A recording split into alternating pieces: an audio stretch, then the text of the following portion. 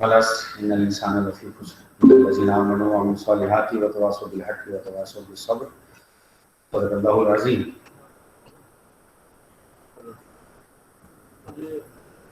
چل بہت شکریہ. اب میرے خیال میں اتار کے بات کی جائے. بہت شکریہ آپ کی عزت افزائی کا. اور ٹریڈیشن بہت اچھا ہے کہ ہر آنے والا وہ صحرا پہنے تو ذرا جوان بھی نظر آتا ہے, خوشی بھی محسوس ہوتی ہے. بہت شکریہ ڈاکٹر شاہد حبیب صاحب کا اور جو ڈپارٹمنٹ آف ہیومینٹیز ہے.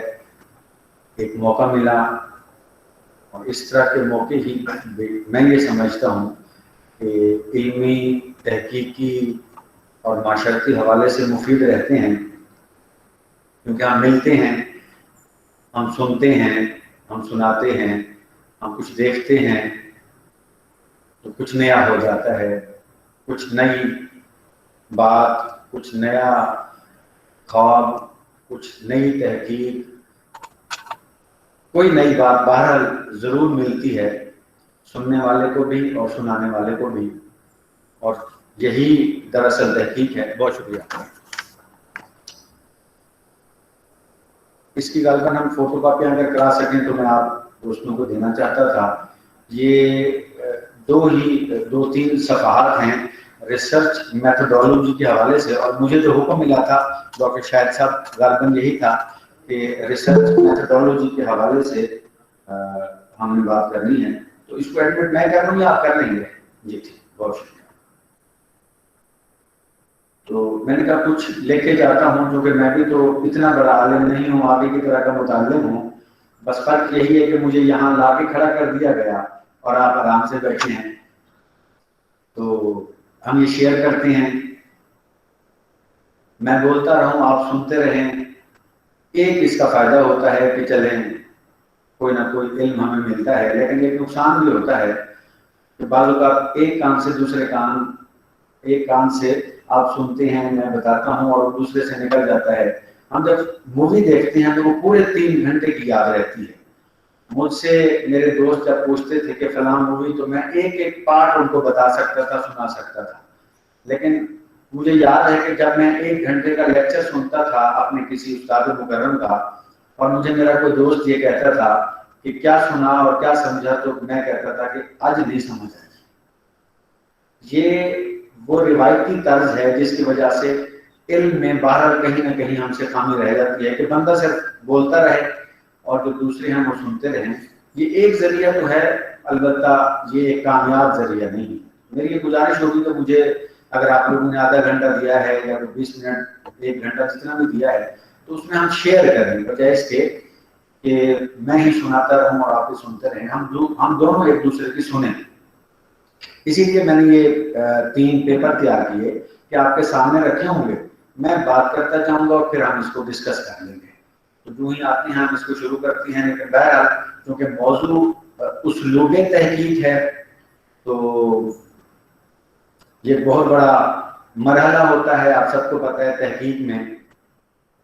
اور یہ صرف تحقیق میں نہیں ہوتا, یہ میری زندگی میں بھی ایسا ہوتا ہے. ہم دنیا میں کوئی بھی کام شروع کرتے ہیں, صبح اٹھنے سے لے کر رات کو سونے تک, تو کوئی نہ کوئی تو اسلوب ہوتا ہوگا نا. ہم ایسے نہیں سو جاتے, ہم ایسے نہیں اٹھتے, ہم ایسے نہیں کھاتے, ہم ایسے نہیں پیتے. یہ جانوروں کی لائف ہوتی ہے کیونکہ ان میں جبلت ہے, ان میں تحقیق نہیں ہے. تو ہم جو ہے کوئی نہ کوئی اسلوب تو بناتے ہیں. شاید میں لیٹ اٹھتا ہوں, آپ جلدی اٹھتے ہوں, شاید آپ جلدی اٹھتے ہوں, میں لیٹ اٹھتا ہوں, تو ہم دونوں میں فرق ہے کیونکہ دونوں کا اسلوب جو ہے وہ ڈیفرنٹ ہے. تو تحقیق میں بھی بالعموم یہی طرز ہے کہ جب آپ کسی موضوع کا انتخاب کر لیتے ہیں تو اب آپ 2 چیزیں سوچتے ہیں کہ میرا ریسرچ ڈیزائن کیا ہونا چاہیے اور پھر میرا ریسرچ میتھڈ کیا ہونا چاہیے. تھوڑا سا فرق ہے, ایک ہی چیز ہے, تھوڑا سا فرق ہے کہ ریسرچ ڈیزائن جو ہے یہ پورا کا پورا آپ کا ایک خاکہ ہوتا ہے کہ آپ اس طرح چلیں گے اور یہ پہلا اس کا چیپٹر ہوگا, اس میں یہ فصل ہوگی اور اس کا اس طرح کریں گے. اور ریسرچ میتھڈ جو ہے یہ بیسیکلی اسٹریٹجی ہوتی ہے کہ آپ یہ پلان امپلیمنٹ کیسے کریں گے، آپ یہ اپنا جو ڈیزائن ہے اس کو کس طرح عمل پذیری میں لے کے آئیں گے. تو ہمارا موضوع چونکہ ریسرچ ڈیزائن نہیں ہے، ریسرچ میتھڈ ہے، تو ہم ریسرچ میتھڈ تک ہی محدود رہیں گے. تو ریسرچ میتھڈ میں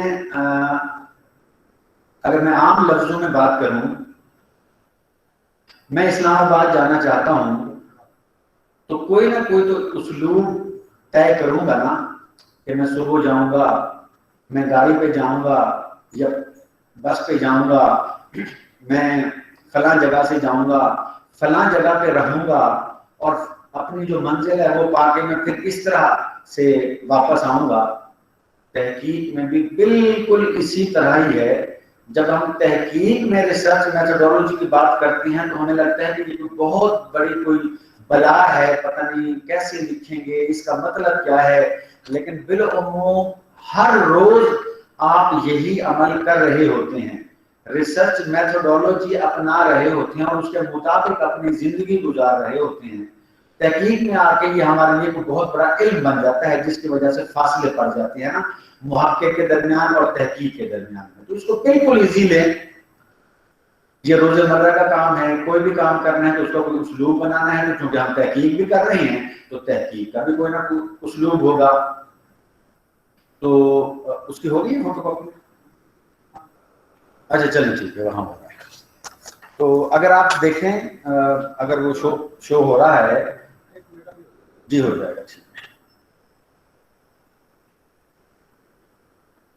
تو میں نے اس میں لکھا ہے کہ جب بھی ہم ریسرچ میتھڈولوجی شروع کرتے ہیں، اڈاپٹ کرتے ہیں، تو میں نے اس میں بتایا ہے کہ 4 بنیادی اپروچز ہیں ہماری کہ ہم ریسرچ میتھڈولوجی کے ذریعے جا کے اپنی تحقیق کو پایہ تکمیل تک پہنچاتے ہیں. یہ ابھی آ جاتا ہے، آپ دیکھیے گا. تو ایک تو جو ٹرم استعمال ہوتی ہے یہ آپ لوگوں کے لیے نہیں ہوگی، ہم دوہرائی ہی چونکہ کر رہے ہیں. تو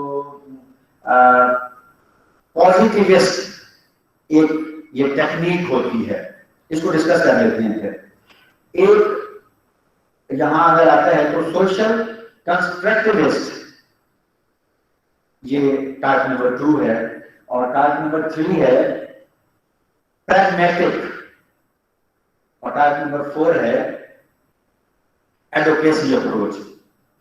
شاید ٹرم آپ کے لیے منفرد ہوں، لیکن میں یہ توقع کرتا ہوں کہ یہ عام سی ٹرم ہے، آپ سب کو پتا ہوگی ان سے مراد کیا ہے.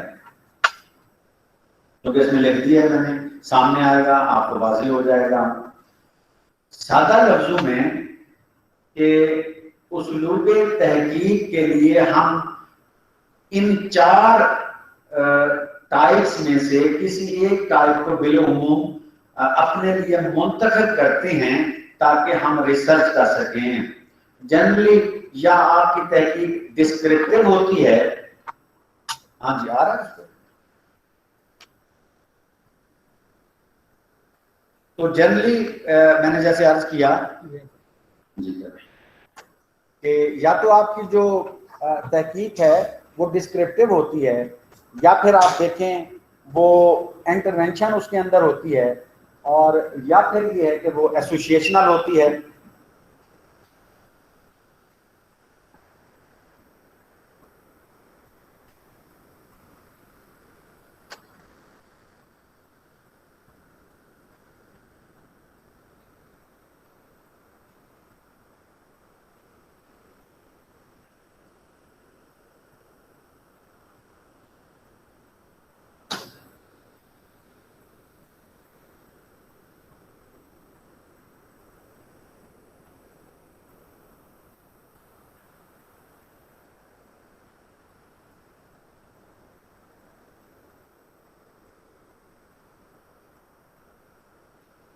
چلیں جب تک یہ ہوتا ہے ہم بات کر لیتے ہیں.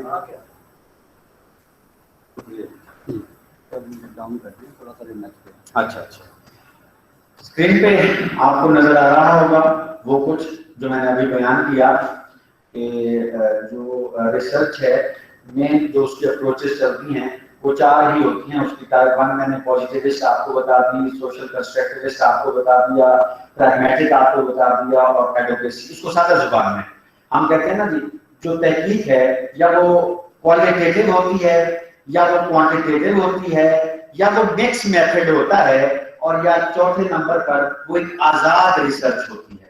मैं दोबारा आपको सादा लफ्जों में बताना चाहूंगा, जिसे टेक्निकल जुबान में मैंने लिख दिया है कि टाइप 1 जो है वो पॉजिटिविस्ट एक टाइप होती है, जिसे हम क्वांटिटेटिव रिसर्च कहते हैं, वो जो न्यूमेरिकल होती है, ठीक है, साइंटिफिक सबसे ज्यादा इस्तेमाल होती है।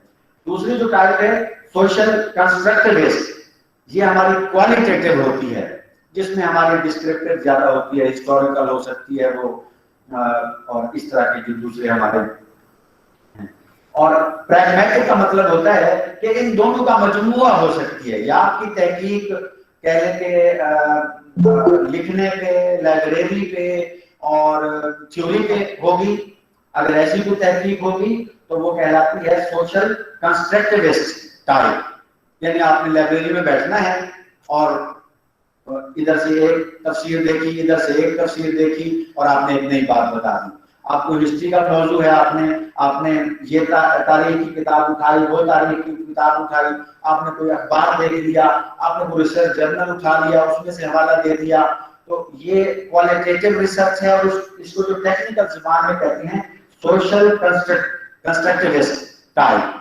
लेकिन अगर आपका कोई जैसे सर्वे आ गया, आपने कोई केस स्टडी की, आपने कोई जो है फोकस ग्रुप डिस्कशन की, आपने कोई एक्सपेरिमेंट किया, 2+2=4 किया और 6 लोगों से आपने इंटरव्यू किए तो उनका ये स्टैटिकल आया, तो वो सारी की सारी क्वांटिटेटिव होती है और उसको टेक्निकल जुबान में पॉजिटिविस्ट टाइप कहा जाता है। और अगर हम ये दोनों किस्म की तहकीक करना चाहें कि हम थ्योरी भी रखना चाहें और प्रैक्टिकल भी रखना चाहें, तो ऐसे मेथड को मिक्स मेथड कहा जाता है और टेक्निकल लैंग्वेज में उसको प्रैग्मेटिक रिसर्च कहते हैं। और सबसे जो आखिरी किस्म है एक आजाद किस्म की जो है रिसर्च है, जिसे एडवोकेसी या पार्टिसिपेटरी टाइप कहते हैं। और ये ज्यादा समझने वाली है क्योंकि आजकल भारत मिलिट्री में इसका इस्तेमाल ज्यादा हो रहा है, पॉलिटिकल इसमें इसका इस्तेमाल ज्यादा हो रहा है। तो ये बिलउमूम 4 टाइप्स हैं कि जिनको देख के आप पहले ताल्लुक कर लेते हैं। आपने फर्ज करें 2 कुरान मजीद की तफसीर हैं और उनका सिर्फ तकाबुली मुताला करना है, तो अब ये कंस्ट्रक्टिव जो वो है अप्रोच है आपकी, ये हो जाएगी।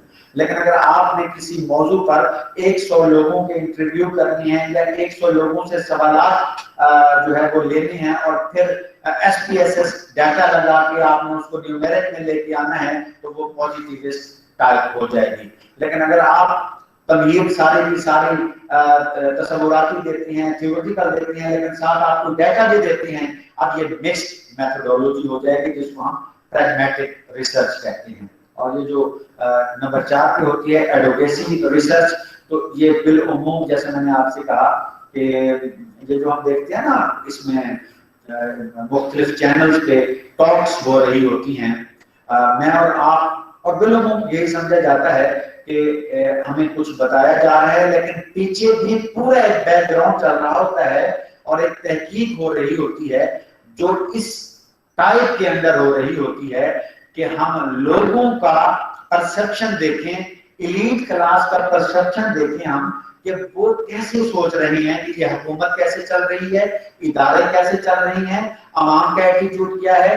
तो अगर एलीट क्लास से परसेप्शन लेनी है या किसी मखसूस तबके से परसेप्शन लेनी है, तो कोई ग्रुप बना के और जैसे हमारे सेशंस होते हैं, तो उनसे भी हम एक जो है वो ये रिसर्च मेथोडोलॉजी अब अक्स करते हैं तहकीक को, और ये नंबर 4 पे आती है। अच्छा जी, मैंने एक हेडिंग दी है जी, मैंने लिखा है कि विच कैटेगरी इज ओके या एक्सेप्टेड। आजकल क्या हमें क्वालिटेटिव सिर्फ रिसर्च करनी चाहिए या हमें क्वांटिटेटिव रिसर्च करनी चाहिए, या हमें दोनों को मिला के यानी प्रैग्मेटिक हमें रिसर्च करनी चाहिए, या फिर ये है कि हमें ایڈوکیسی والی جو ہے ریسرچ کرنی چاہیے. تو ان میں سے کون سی بہتر ہے؟ میں نے ایک پیراگراف دینے کے بعد جو آخری بات کہی ہے اور میں اسی کو ہی یہاں دہرانا چاہوں گا کہ آج کل سب سے اچھی ریسرچ مکس میتھڈولوجی والی چلتی ہے, مکس میتھڈ والی, کہ جس میں کوالٹیٹیو ریسرچ کا بھی سلیقہ اور طریقہ ہو اور کوانٹیٹیو ریسرچ کا بھی پہلو ہو, تو وہ ریسرچ سب سے بہتر سمجھی جاتی ہے. آپ اس کو ذرا پڑھیے گا, آپ کے پاس رہیں گے یہ. پھر میں نے بتایا کہ کیا ویسے بالعموم ریسرچ میتھڈز ہیں کیا کہ جن کے ذریعے سے ہم ریسرچ جو ہے وہ اپنی آپ کرتے ہیں. تو میں نے 2-4 اس میں دیکھتی ہیں کہ ہم ایکسپیریمنٹس کرتے ہیں, سائنس میں یہ زیادہ ہوتا ہے اور ہمارے سوشل سائنسز میں بھی یہ ہو سکتا ہے, ایسی کوئی بات نہیں کہ ہم کوئی ایکسپیریمنٹ کر کے کسی قسم کی تحقیق کریں. ہم سروے کے ذریعے سے بھی تحقیق کرتے ہیں, کوئی کوشچنر ہم فل کرا لیں اس کے ذریعے سے بھی تحقیق ہو جاتی ہے, انٹرویو کے ذریعے سے بھی. اب یہ ساری چیزیں لنک کرتی ہیں. سروے کیا ہوتا ہے؟ دراصل کوئی کوشچنر ہی ہوتا ہے. تو کوشچنر کیا ہوتا ہے؟ یہ دراصل کوئی انٹرویو ہی ہوتا ہے. یہ ساری چیزیں آپس میں لنکڈ ہیں, تھوڑا تھوڑا ان کا فرق ہوتا ہے. تو کوئی کیس اسٹڈی ہم لے لیتے ہیں, کسی ایک بندے کو لے لیتے ہیں, کسی ایک ادارے کو ہم لے لیتے ہیں, یا چند اداروں کو لے لیتے ہیں, یا چند مخصوص افراد کو لے لیتے ہیں اور ان کے بارے میں تحقیق کر کے ہم کچھ نہ کچھ عرض کرتے ہیں. تو یہ بھی ایک میتھڈ استعمال ہوتا ہے. ایک میتھڈ میں نے یہاں لکھا ہے participant and non participant observation. Basically observation ایک میتھڈ ہے, پھر اس کی یہ 2 اور تیسری ٹیکنیک میں نے نیچے بھی لکھ دی ہے. ایک تحقیق یہ ہے کہ آبزرویشن کی جائے, مشاہدہ کیا جائے اور چیزوں کو دیکھا جائے کہ یہ کیسی ہیں. تو ایک اس کا جو اس کی جو ٹائپ ہے ایک یہ ہے کہ وہ جو موقع ہے وہ خود شامل ہو جائے, اسے ہم کہتے ہیں پارٹیسپینٹ آبزرویشن, کہ وہ 60 پارٹیسپینٹ کے ساتھ شامل ہے اور وہ خود بھی آبزرو کر رہا ہے اور وہ اس سبجیکٹ کا حصہ بھی ہے. اور اگر وہ اس تحقیق کا حصہ نہیں بننا چاہتا اور وہ علیحدہ رہنا چاہتا ہے اور صرف وہ باہر بیٹھ کے آبزرو کرنا چاہتا ہے, تو ایسی ٹائپ جو ہے وہ نان پارٹیسپینٹ آبزرویشن کہلاتی ہے. اور ایک اور میتھڈ ہوتا ہے آبزرویشنل ٹرائل کا, کہ یہ سائنس میں زیادہ استعمال ہوتی ہے لیکن سوشل سائنسز میں بھی استعمال ہو جاتی ہے. یہ کچھ وقت کے منحصر ہوتی ہے. سائنس میں تو آپ کو پتا ہے کہ ایک چوہے کو فرض کریں رکھ دیتے ہیں لیب میں اور 1 سال پورا اس پہ تجربے کرتے ہیں, سال کے بعد جو نتیجہ نکلتا ہے وہ تحقیق ہوتی ہے. وہ یہ میتھڈ ہوتا ہے آبزرویشن ٹرائل کا. ہم سوشل سائنسز میں بھی ایسا کر سکتے ہیں کہ ہم کسی مریض کو جو ہے وہ دیکھتے ہیں کہ جو ہاسپٹل میں کینسر کا مریض ہے تو وہ 10 دن کے لیے اس نے آنا ہوتا ہے. ہم پہلے جو ڈاکٹر سے پتہ کر لیتے ہیں کہ کوئی ایسا مریض کہ جو جسے آپ نے کم از کم 30 دنوں کے لیے رکھنا ہو, 15 دنوں کے لیے رکھنا ہو, تو پھر ہم اس کو آبزرو کرتے ہیں کہ جب یہ بیمار ہوا تو کیا یہ نماز پڑھتا تھا کہ نہیں پڑھتا تھا, جب یہ بیمار ہوا تو کیا یہ تلاوت زیادہ کرتا تھا کہ کم کرتا تھا, جب یہ ٹھیک ہوا اور اپنے گھر چلا گیا ہم وہاں بھی اس کو 15 دن دیکھتے ہیں اور وہاں اس کو آبزرو کرتے ہیں کہ ٹھیک ہونے کے بعد یہ کتنی تلاوت کرتا تھا, ٹھیک ہونے کے بعد یہ کتنی تسبیحات پڑھتا تھا. جب یہ بیمار تھا تو اس وقت اس کی اپروچ کیا تھی کہ اب میں برائی نہیں کروں گا, اب میں کسی کو تنگ نہیں کروں گا, اب میں خیرات زیادہ کروں گا. اور جب یہ ٹھیک ہوا تو اس وقت اب عملی طور پہ کیا ہے, یہ جو میتھڈ ہوتا ہے اسے آبزرویشنل ٹرائل کے ذریعے سے جو ہے وہ عکس کیا جاتا ہے. تو یہ سارے جو ذریعے ہیں ریسرچ میتھڈ کے, ہم سوشل سائنسز میں بھی ان کو استعمال کر سکتے ہیں, سائنس والے بھی ان کو استعمال کرتے ہیں. ان کو جو ہے مزید تفصیل کے ساتھ بھی بیان کیا جا سکتا ہے, لیکن آپ کو پتہ ہے وقت کی قلت ہوتی ہے. تو بالعموم جو اسپیکر ہوتا ہے وہ کوئی اشارہ دیتا ہے, اس کے بعد آپ کا شوق ہے, آپ کا ذوق ہے کہ آپ کتنا گہرائی سے اور گہرائی سے جا کے اس کو پڑھتے ہیں اور دیکھتے ہیں اور اس سے استفادہ آپ کرتے ہیں. اچھا جی, الٹ ہو گیا, یہ کر دیجیے.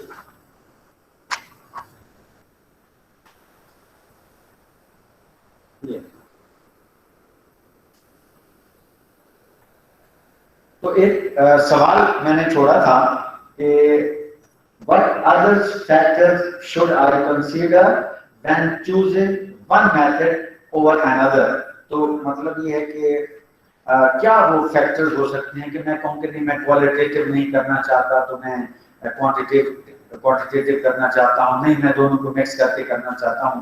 تو یہ بیسیکلی یہ آپ پہ ڈیپینڈ کرتا ہے.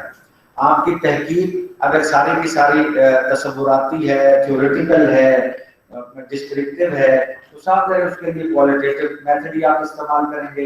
لیکن اگر آپ ساتھ سروے ڈالنا چاہتے ہیں, آپ ساتھ کوئی انٹرویو کر کے ڈیٹا جو کلیکٹ کرنا چاہتے ہیں, تو وہ آپ کوانٹیٹیو بھی ساتھ شامل کر لیں گے. یہ آپ پہ ڈیپینڈ کرتا ہے, یہ محقق پہ ڈیپینڈ کرتا ہے. ہم بحیثیت ٹیچر یا سپروائزر آپ کو مجبور نہیں کر سکتے. ہم آپ کو کہہ سکتے ہیں کہ یہ ٹاپک ہے, اس کو اس اینگل سے بھی کیا جا سکتا ہے اور اس اینگل سے بھی کیا جا سکتا ہے. اب آپ کی مرضی ہے, آپ اس کے لیے جو بھی اینگل استعمال کریں, چاہیں تو آپ کوالٹیٹیو ریسرچ کا ٹول استعمال کریں, چاہے تو آپ کوانٹیٹیو جو ہے ریسرچ میتھڈ کا ٹول یوز کریں. میں نے ابتدا میں آپ کو بتایا تھا کہ ان سب چیزوں کو اگر ہم چھوڑ بھی دیں, ٹیکنیکل چیزوں کو, تو بالعموم جو ہے ہماری تحقیق 3 طرح کی ہوتی ہے. یا وہ ڈسکرپٹیو ہوتی ہے, اس میں اگر کہیں لکھا ہوا آ جائے, یہ آ گیا جی, یا وہ ڈسکرپٹیو ہوتی ہے, یعنی کوئی سروے ہو سکتا ہے, کوئی ہسٹوریکل آپ کچھ کرنا چاہ رہے ہیں, کوئی کنٹینٹس ہیں یعنی تفسیر ہے, آپ اس کو انالیسس اس کا کرنا چاہ رہے ہیں, تو ایتھنوگرافک ہے, نیریٹو ہے, کوئی بھی ہے. اس طرح کی جو بھی تصوراتی تحقیق ہے, وضاحتی تحقیق ہے, تو اس طرح ہوتی ہے. ایک جو ہے وہ ایسوسیشنل ہوتی ہے, جو آپ تقابلی کرتے ہیں. بالعموم اسلامیات میں اس کا بڑا کام ہے, ہم کمپیریٹیو اسٹڈیز کے حوالے سے بہت کام کرتی ہیں, تو وہ ایسوسیشنل تحقیق کہلاتی ہے, جس میں تقابلی مطالعہ ہو. اور جو تیسری جو ہے وہ ایکسپیریمنٹل ہوتی ہے. اس میں ہی رہ کے ہم نے جو ہے وہ تحقیق کرنی ہوتی ہے. اگر آپ کا ریسرچ میتھڈ ٹھیک ہے, اگر آپ کا ریسرچ ڈیزائن ٹھیک ہے, تو ریسرچ خوبصورت بھی بنے گی, ریسرچ کارآمد بھی ہوگی, اور ریسرچ سے استفادہ بھی کیا جائے گا. یہ بہت بڑا مرحلہ ہوتا ہے کہ جب آپ طے کرتے ہیں کہ آپ نے اپنی منزل تک پہنچنا کیسی ہے. یہ ایسے ہی ہے کہ جب آپ نے کسی منزل تک پہنچنا ہو اور آپ کو بالکل یہ کلیئرٹی نہ ہو کہ آپ نے گاڑی پہ جانا ہے, جہاز پہ جانا ہے, بحری جہاز پہ جانا ہے, پیدل جانا ہے, کیسے جانا ہے, بس آپ کا تصور ہے کہ میں نے اسلام آباد پہنچنا ہے. اب آپ کو موضوع تو مل گیا, آپ کو ایک منزل بھی نظر آ رہی ہے کہ آپ نے اسلام آباد جانا ہے, کیسے جانا ہے, کیونکہ اس کا تعین آپ نے نہیں کیا, تو آپ کو تکلیف اٹھانی پڑے گی, آپ کو زحمت ہوگی, آپ کو کبھی یہ سوچنا پڑے گا, کبھی وہ سوچنا پڑے گا, وقت ضائع ہوگا, پیسہ ضائع ہوگا, منزل کے ملنے کے چانس تھوڑے کم ہوتے جائیں گے, اور منزل آپ سے دور دور ہوتی جائے گی.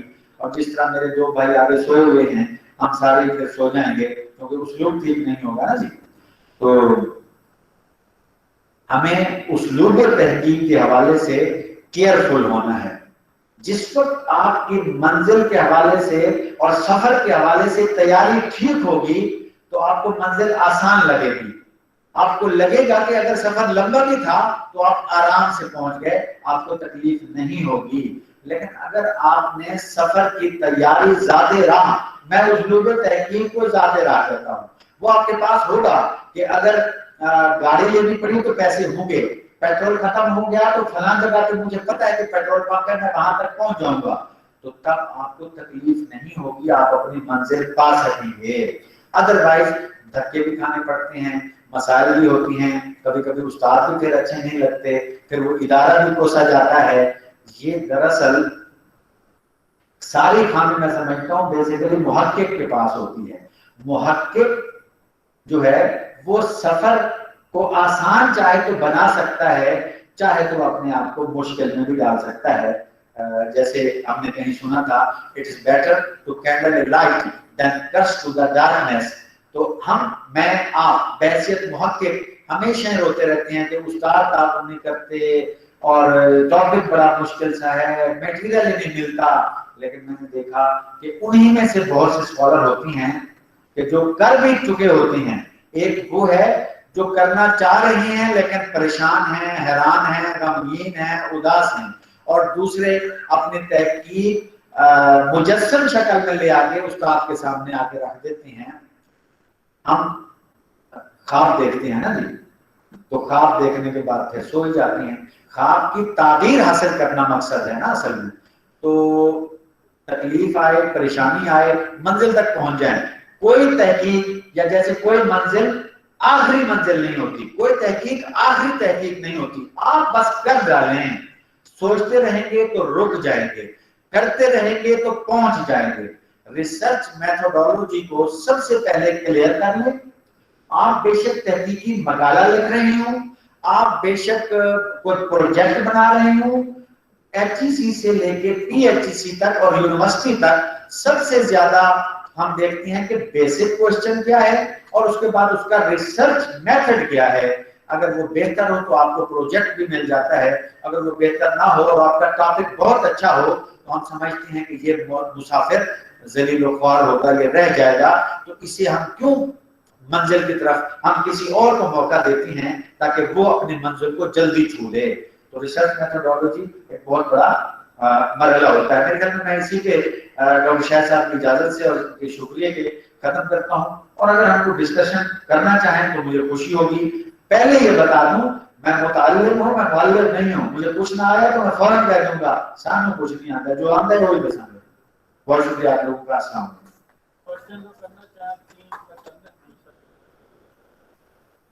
جو ریسرچ میتھڈ ہے اس کے اندر کیا ہمیں آلریڈی ڈیسائیڈ کر لینا ہوتا ہے کہ میں یہ میتھڈ یوز کروں گا کوانٹیٹیو یا کوالٹیٹیو، یا ہم جب ریسرچ اسٹارٹ کر دیتے ہیں چیزیں اسٹارٹ کر دیتے ہیں آگے جا کے فیل ہوتا ہے کہ یار میں نے تو اسٹارٹ کیا تھا لیکن کوانٹیٹیو. بہت شکریہ، سمجھ آ گئی. جو بولنے اچھا ٹھیک ہے جی. محترم شفیق صاحب خوشی ہوئی، اب آپ یاد بھی رہیں گے. بہت سے دوست بیٹھے ہیں نہیں یاد رہیں گے، شفیق شفقت والے ہیں یاد رہیں گے. شفیق صاحب آپ نے لندن جانا ہے اور آپ نے یہ ساتھ پٹھانستان ہے کیا ہے یہاں جانا ہے، تو آپ کو کوئی نہ کوئی فیصلہ کرنا ہوگا. کیا پٹھانستان تک جو کہ 10 کلومیٹر ہے آپ جہاز پہ جا سکتے ہیں؟ نہیں. اور لندن کیا آپ سائیکل پہ جا سکتے ہیں؟ نہیں. ہم نے موضوع اور منزل موضوع کو کہتے ہیں. جو منزل ہے نا وہ بیسک ہمارا موضوع ہوتا ہے، کیونکہ ہم نے اس کی تحقیق کرنی ہوتی ہے نا، اس سوال کو پانا ہوتا ہے جو ہمارے موضوع میں ہوتا ہے. تو بالعموم ہم میتھڈولوجی کو پہلے ہی بنا لیتے ہیں کہ چونکہ میری جو تحقیق ہے یہ ہے کہ قرآن کی روشنی میں سود کی حیثیت، تو اب یہ لائبریری میں بیٹھ کے کرنے کی ہے تو میں کہہ دوں گا کہ جی یہ میری کوالٹیٹیو ریسرچ ہے. لیکن اگر ٹاپک ہے کہ سود کے بارے میں آج کا معاشرہ کیا کہتا ہے، تو اب میں نے چونکہ انسانوں کے پاس جانا ہے، ان سے ڈیٹا کلیکٹ کرنا ہے اور اس کو اسٹیٹ لگا کے اور ایک سافٹ ویئر سے گزار کے لے کے آنا ہے، تو پھر میں لکھ دیتا ہوں اس میں کہ میں ڈیٹا کلیکٹ کروں گا اور میں پھر اس پہ ایس پی ایس ایس لگاؤں گا اور پھر میں اس سے جو ہے اپنا ریزلٹ جو ہے وہ اناؤنس کروں گا یا ڈکلیئر کروں گا. تو بالعموم ریسرچ میتھڈولوجی آپ کو ڈیفائن کرنی پڑتی ہے، وگرنہ جب آپ منزل شروع کرتے ہیں تو آپ کو پتہ چلتا ہے کہ یار وہاں تک تو ویسے ہی جہاز نہیں جا سکتا تھا، میں نے ویسے ہی سوچا تھا کہ جہاز پہ چلا جاؤں گا تو جلدی پہنچ سکوں گا، تو سائیکل ہی لینا پڑے گا ہمیں. تو پہلے ہی ہم طے کر لیں تاکہ آپ کے موضوع کو اپروول بھی مل جائے. ایک ریسرچ وہ ہے جو آپ اپنی مرضی سے کرتے ہیں، آپ اپنے لیے کوئی کتاب لکھنا چاہتے ہیں، آپ اپنی کوئی یادداشت لکھنا چاہتے ہیں، جیسے مرضی لکھ لیں. لیکن اگر آپ پبلک کسی انسٹیٹیوشن میں ہیں یا کوئی آپ کو ہائر کرتا ہے تو وہ یہ تقاضا کرتا ہے کہ پلان بھی بتاؤ. ایسے نہیں ہم تمہیں پیسے دے دیں، اپنا پلان بتاؤ، اپنا ڈیزائن بتاؤ. تو اس میں پھر یہ ریسرچ میتھڈولوجی جو ہے وہ ایک کمپوننٹ ہوتا ہے جس کو آپ نے کلیئر کرنا ہوتا ہے. کیا یہ تشریفی بخش ہے جواب؟ بہت شکریہ. آپ کو کیسے پتہ لگے کہ میں جو پاکستان سے آیا ہوں؟ بس علم کے حصی ذرائع ہوتے ہیں 5 اور علم کے غیر حصی ذرائع بھی 5 ہوتے ہیں. تو حصی تو یہ ہے کہ آنکھ سے دیکھوں، ناک سے دیکھوں. غیر حصی ہے کہ مجھے حدث ہو جائے، مجھے الہام ہو جائے اور مجھے وہ کیا ہے وہی کے علاوہ سب کچھ آ جاتا ہے. تو میں نے مشاہدے کے ذریعے دیکھا کہ آپ پٹھانستان سے تعلق رکھتے ہیں. بہت شکریہ. جی Chicago manual basically referencing style کے اب دنیا نے مختلف ڈرامے بنائے ہیں، تو اس میں ایک ڈرامہ شکاگو مینول ہے، ایک ڈرامہ آپ کا اے پی اے سٹائل ہے. تو شکاگو مینول آپ کہیں شکاگو کا مطلب ہی امریکہ ہے تو انہوں نے بنایا شکاگو یونیورسٹی نے. تو انہوں نے بتایا کہ جب تحقیق کی جائے تو اس میں ریفرنس کا استعمال کیسے کیا جائے, اس میں کوٹیشن کیسے دی جائے, اس میں پنکچویشن کیسے دی جائے, اس سارے عمل کو انہوں نے شکاگو مینول کا نام دیا. اب پہلا جو بنایا انہوں نے کچھ ہی دنوں کے بعد انہوں نے کہا کہ نہیں آپ چینج کر دیں, پھر چینج کر دیں, کرتے کرتے اس وقت میرے خیال میں ڈاکٹر شاید ابھی میرے حوالے سے استاد ہیں, یہ صحیح بتا سکیں گے کہ غالباً 17 اس وقت ورژن چل رہا ہے کہ اب اس طرح ہونا چاہیے, اس طرح کر لینا چاہیے. اور یہ انداز کہنے کا مطلب یہ ہے کہ شکاگو مینول یہ انسان نہیں بناتا, انسان کو خوبصورت بناتا ہے. Fair and lovely Chicago manual ہے کہ اب آپ یہاں فیئر اینڈ لولی لگائیں گے, لفظ سے کام نہیں چلتا تو آپ خوبصورت ہو جائیں گے. یہ ایک طریقہ کار ہے. جی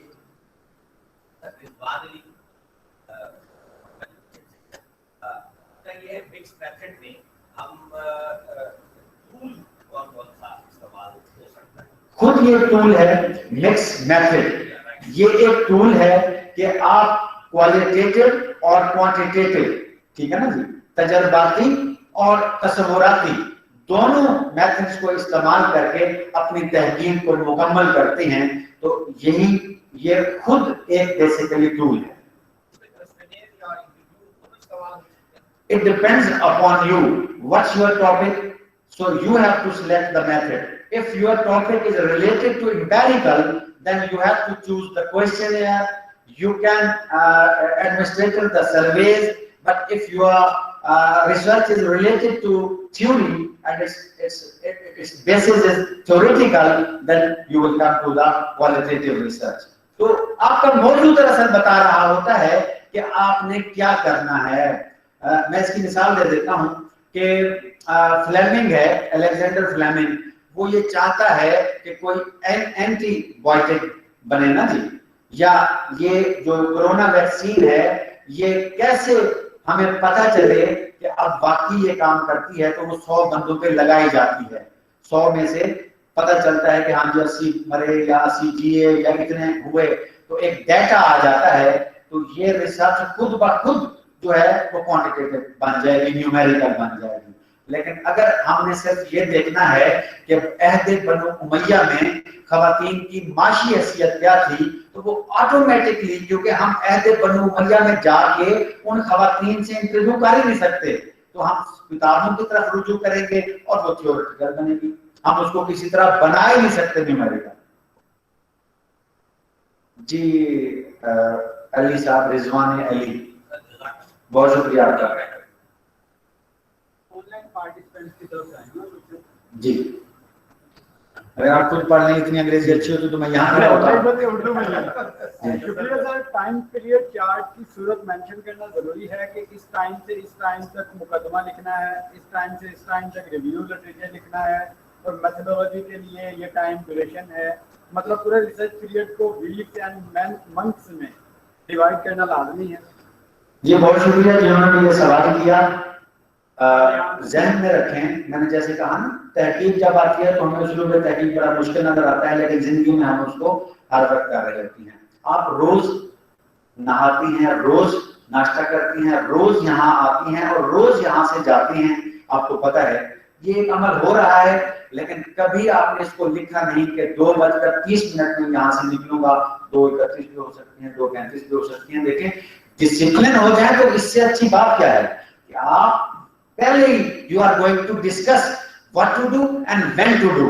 اگر تو ایسا ہو جائے تو دیٹس گریٹ, بہت اچھی بات ہے, کیونکہ اب آپ اسپیسیفک ہو گئے کہ اب میرے پاس I have the specific time and I have to do this and this with in this time. یہ تو کمال کی بات ہے.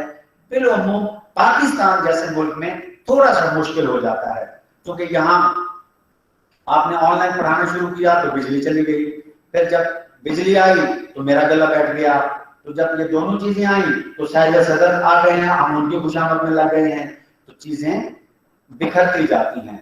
بہت خوبصورت ہوگا, میں کنکلوڈ کر رہا ہوں جنہوں نے سوال کیا, کہ بہت خوبصورت ہے کہ آپ منظم ہو جائیں, اور جو آپ نے سوال کیا کہ منظم ہونے کی ایک صورت ہے, لیکن اگر ایسا نہ ہو سکے تب بھی कोई भी तहकीक है उसका कोई ना कोई आपको दौरानिया मुकर्रर करना पड़ता है। ऐसा नहीं है कि पीएचडी में आपने दाखिला लिया तो आप कहें कि मैं 25 साल के बाद थीसिस लिख लूंगा, तो ऐसे काम कभी कामयाब नहीं होते और कभी कारआमद नहीं होते। दौरानिया आपने जो है वो स्पेसिफिक करना होता है और खुद पब्लिक सेक्टर आपके लिए दौरानिया मुख्तस भी कर देता है। लेकिन ये कमाल होगा कि आप अपने उस काम को भी मुख्तलिफ सेगमेंट में तब्दील करके उसकी टाइमिंग बना दें, तो ये कमाल होगा। जी, इस्लामिक स्टडीज में कौन सा मैनुअल इस्तेमाल होता है और हम अपना मैनुअल अभी तक क्यों नहीं बना सके? हम तो लक्ष्य नहीं बना सके, हम स्रोत नहीं बना सके। फिजिक्स वाले कहते हैं हम बहुत बड़े हैं तो उनसे भी कुछ नहीं बन सका। इंजीनियरिंग वाले कहते हैं हम बहुत बड़े हैं, उनसे कुछ नहीं हो सका, तो हमसे क्या कुछ होना है। हमें तो सारे सबसे कमतर कहते हैं ना, तो सबसे कमतर से सबसे ज्यादा तवज्जो रखी जाती है और जो सबसे बदतर नजर आती हैं आउटपुट में वो भी सबसे कमतर है। हालात, माहौल, जराए, ये सारे जो है ये मिल के आपको कुछ ना कुछ देते हैं। किसी जगह पे एक बहुत बड़ी शख्सियत ने यही सवाल किया कि आपकी यूनिवर्सिटी की रैंकिंग क्यों नहीं बनती। वहां 2-4 वाइस चांसलर बैठे थे, कहीं मैं भी बैठा था साथ, तो मैंने साहिब सदर से कहा कि आप रैंकिंग से क्या मुराद लेते हैं। तो उन्होंने कहा कि देखिए ऑक्सफोर्ड यूनिवर्सिटी कहाँ पहुंच गई, मैकगिल यूनिवर्सिटी कहाँ पहुंच गई, MIT कहाँ पहुंच गई। तो मैंने कहा कि ऑक्सफोर्ड यूनिवर्सिटी को बने हुए भी 400 साल हो गए और हमारी कोई ऐसी यूनिवर्सिटी नहीं जिसको 100 साल हुआ। ऑक्सफोर्ड यूनिवर्सिटी का बजट इससे भी ज्यादा है जितना आप पाकिस्तान को चलाते हैं। पूरा पाकिस्तान जिस पैसे से चलता है उससे ज्यादा पैसों से ऑक्सफोर्ड यूनिवर्सिटी चल रही है। और आप कहते हैं कि हम उनके बराबर हो जाएं, ऐसा नहीं होगा। आप बदलें, हम आपको आउटपुट देंगे। जब आप नहीं बदलेंगे, नारे 4% के होंगे और मिलेगा 1%, तो हम भी फिर यही कहेंगे कि सब अच्छा है, सब अच्छा है, सब अच्छा है। जी, मेरा सवाल ये है कि इस्लामिक स्टडीज के हवाले से देखें, वो जो एक क्वेश्चनियर और पार्टिसिपेंट ऑब्जर्वेशन हमारे रिसर्च में यूज करते हैं। मिसाल के तौर पर अगर हम ये रिसर्च करें कि कोरोना के दिनों में लोगों के दरमियान न्यूट्रलिटी का रुझान कितना रहा, उसके लिए हमने ऑब्जर्वेशन की, उसकी जो फाइंडिंग्स हैं वो कितनी रिलायबल होगी और वैलिड होगी। देखिए अकली इल्म होता है, एक नकली इल्म होता है। जो नकली इल्म है जिसे हम कुरान का कहते हैं और हदीस का नाम देते हैं, तो हम समझते हैं कि ये ज्यादा रिलायबल है। हालांकि आपको पता है कि बोलने वाले हदीस पे भी बोलते हैं, हम तो उसको भी कहते हैं कि ये रिलायबल है और ये नहीं है और ये ज़ईफ है और ये मरदूद है और ये मौजू है। तो दुनिया में कोई भी इल्म सिवाय मेरे और आपके अकीदे के, ये एक अकीदा है ना कि भाई हमारी जो मजहबी किताब है कुरान, इसके अलावा कुछ रिलायबल नहीं है। वो मेरी अप्रोच हो, वो आपकी अप्रोच हो, वो बड़े से बड़े शख्स की। तस्वुराती दुनिया में आपको फिलोसफिकल डिबेट्स मिलेंगी, आपके जहन से वो मुताबिकत रखेंगी, आप उसको अच्छा भी समझेंगे, सच्चा भी समझेंगे, रिलायबल भी समझेंगे और अमल भी करेंगे। मुझे वो अच्छा नहीं लगेगा, मैं उस पर अमल नहीं करूंगा, उसे रिलायबल नहीं समझूंगा। अलबत्ता साइंस में ऐसा नहीं होता। साइंस हाँ और ना का भी एक अमल है। यानी दुनिया में कोई ये नहीं कह सकता कि बिजली में करंट नहीं होगा। बिजली को हाथ लगाएंगे तो करंट होगा। अलबत्ता दुनिया में हमें कोई ऐसा मजहब नहीं मिलता कि जो हमें ये बताए कि हाँ नमाज का एक एक पहलू जो है इस पे इत्तफाक है, हमारा उस पे इख्तिलाफ नजर आएगा। तो साइंस में बिलुमूम रिलायबिलिटी ज्यादा होती है और सोशल साइंसेज में यू हैव टू ट्रस्ट या जो लजनामन उनजाम फासिक बिना बने फतबय्यन। तो ईमान की सूरत फुरकान में है कि अल्लाह के नेक बंदे इन मेरी आयात पे भी ऐसे ही गिर नहीं पड़ते, बल्कि वो तहकीक करती हैं। तहकीक एक जुस्तजू का नाम है और कभी वो फाइनल नहीं होती, बदलती रहती है। रिलायबिलिटी हमें ट्रस्ट करना पड़ता है और वो डिपेंड करता है शख्सियात पर और इदारों पर और मतलब अफराद पर। मैं एक करूंगा तो शायद उसमें कहीं गड़बड़ हो, लेकिन जब मौलाना तकी उस्मानी को तहकीक करके आपके सामने रखेंगे तो वो ज्यादा रिलायबल होगी। सोशल साइंसेज में यही चलता है। جی ڈاکٹر شاہد صاحب اگر اجازت ہے تو پھر میں واپس اپنی چیئر پہ آ جاؤں. بہت شکریہ آپ لوگوں کا. انشاءاللہ یہ واسطے کھلے ہیں سب کے لیے, اور یہ واسطے اور رابطے رکھا کریں تو راستے کھلتے ہیں. محدود نہ رہیں. دنیا کو اسلامیات والوں کی ضرورت ہے. ڈاکٹر شاہد حبیب جیسے شخص کا آپ کے ہاں ہونا یہ ایک بلیسنگ ہے. میں دنیا کے 10-15 ملکوں میں یہ پڑھانے کا کام کر کے آیا ہوں, امریکہ سے لے کر آسٹریلیا تک, اور یورپ سارا, اور ایشیا کینیڈا سارا پھر پھرا کے آیا ہوں. میں نے یہ نتیجہ نکالا ہے, دنیا آپ کو ڈھونڈ رہی ہے, آپ نہیں نکل رہے. یہ پرابلم ہے. اور بڑی خوبصورت بات جو کہی, جس میں خود بھی احساس کمتری کا شکار ہوں, کہ ہمیں اس طرح بولنا نہیں آتا جس طرح غیر ہمیں سننا چاہتے ہیں. لینگویج بیریئر موجود ہے. ہمیں عربی نہیں آتی, ہمیں انگلش نہیں آتی, تو پھر ہم سر جھکا کے رہتے ہیں. ہم سیر تو کرتے ہیں امریکہ کی, لیکن امریکہ کو اپنا بنا کے نہیں آتے. تو اس لینگویج کو کسی طرح ختم کریں, اس بیریئر کو. دنیا منتظر ہے آپ کی. اتنی سیٹیں, اتنی ویکینسیز ہیں, اتنی ویکینسیز آپ تصور نہیں کر سکتے. سائنس والے چونکہ انگریزی میں سب کچھ پڑھتی ہیں, اس طرح بھی انگریزی ہوتی ہے. آپ دیکھ لیں ان کے اسکالرشپ 100 ہو جاتی ہیں. اسلامیات کا ایک اسکالرشپ نکلتا ہے, کیونکہ ہمیں اس طرح کہنا نہیں آتا جس طرح وہ سننا چاہتے ہیں. ایک دفعہ ان کو سنانے کا انداز پیدا کر لیں, پھر جو مرضی سنائیں وہ سنیں گے بھی صحیح, اور آپ کے قریب بھی آئیں گے. بہت شکریہ آپ لوگوں کا. سلام.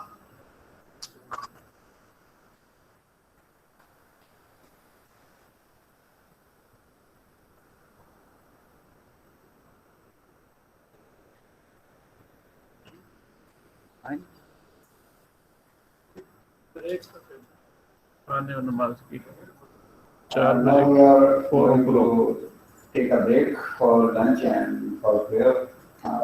We will come back in few minutes, approximately half an hour. Thank you for joining us. We will be there. Which means we have to come back after half an hour. Half an hour. So we can go from here. half Or we can sit here. hour. हमने आधा घंटा इधर उधर होना है ना. आधा घंटा ऑनलाइन वाले इधर उधर होंगे, बाकी लगता जाने वाले. अच्छा तो हम कहीं नहीं अभी टॉपिक. अच्छा अच्छा ये मेनू ही है. अच्छा ठीक.